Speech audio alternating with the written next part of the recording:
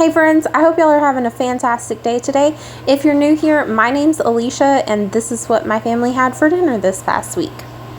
On Sunday night we had Pocket Joes with fries, and this is something that my husband came up with. I don't know if he saw someone else do this or if he came up with this all on his own, but anyways, we just made some regular sloppy Joe filling and we're going to put it inside of a crescent roll. You'll see here in a minute that we tried several ways of wrapping these, and this turned out to be our favorite one.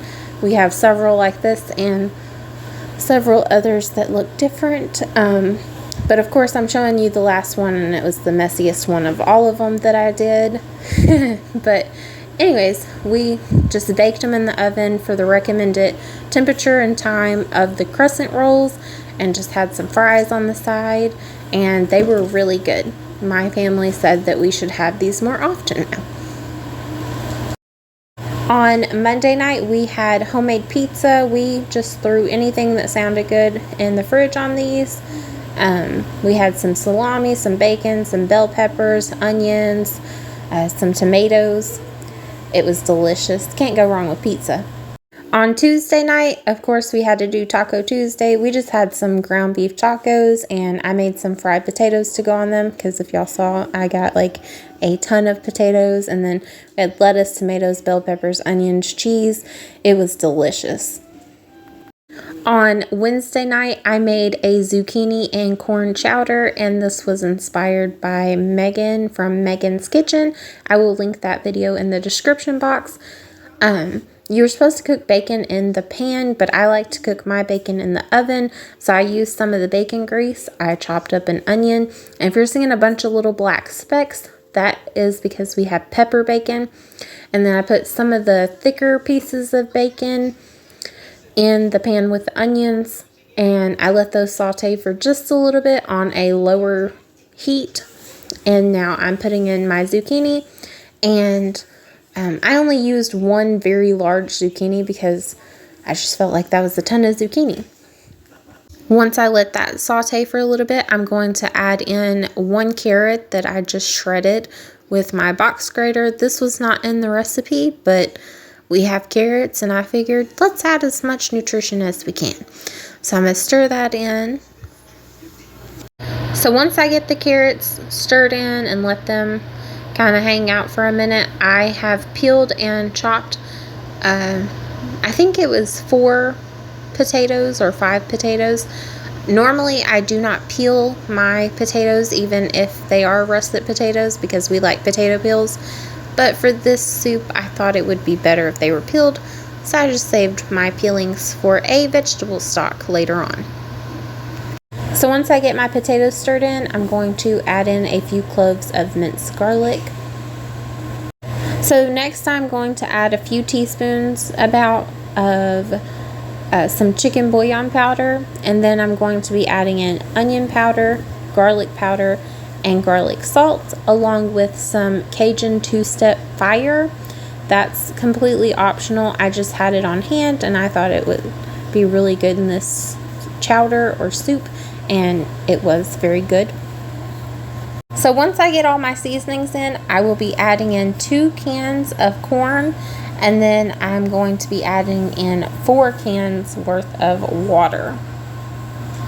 So once I get everything in, I'm going to give it a good stir and then let it kind of simmer for a while until the potatoes are nearly cooked. And then I'm going to be doing something kind of odd. I'm going to be adding in some whole milk yogurt. I am also going to be adding in probably a couple cups worth of cheddar cheese. The reason that I chose yogurt is because we had ran out of milk on this day, but we had some plain yogurt, and I thought it would be a good substitute. It worked out fine.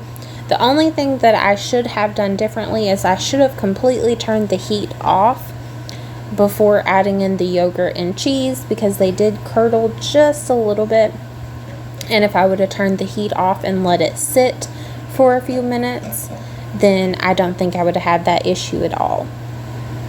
But I'm going to get this mixed in and let it sit on a very low heat for probably about 30 minutes. It was just until we were ready to eat because everything was, fully cooked pretty much.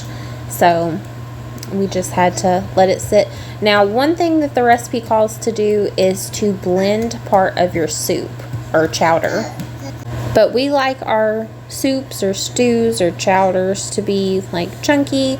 And also, I don't have an immersion blender or a regular blender. I have a food processor. And so I just used the cornstarch slurry and it turned out really good. So I'm not sure if it still is classified as a chowder or not, but it was really delicious regardless. I made some garlic cheddar biscuits to go along with these, and those were really good as well. I don't show how I did those, but I can leave the link in the description box for the recipe that I used, and I also put some bacon on the top. And here's my bowl. It was delicious. On Thursday night, we had fried chicken, fried rice. So I just make regular fried rice and I just make some fried chicken to go along on top of it. And normally I put vegetables in the fried rice, but we had so many zucchinis that I just sauteed some on the side. And this is one of our family's favorites. We haven't had it in quite a while. On Friday night, I made a 1-pot vegetable lo mein, and this was part of my $5 one-day challenge. I will leave that video linked in the description box for y'all. It was delicious. On Saturday night, I made beef and rice bowls with fried potatoes and steamed carrots. I've actually shown this recipe on my channel before. It's just been a while. It was one of my very first few videos. I'm not sure which one, but I will link it in the description as well as add a recipe for it in there for y'all. And this was super good. It's always a crowd pleaser every time we have it.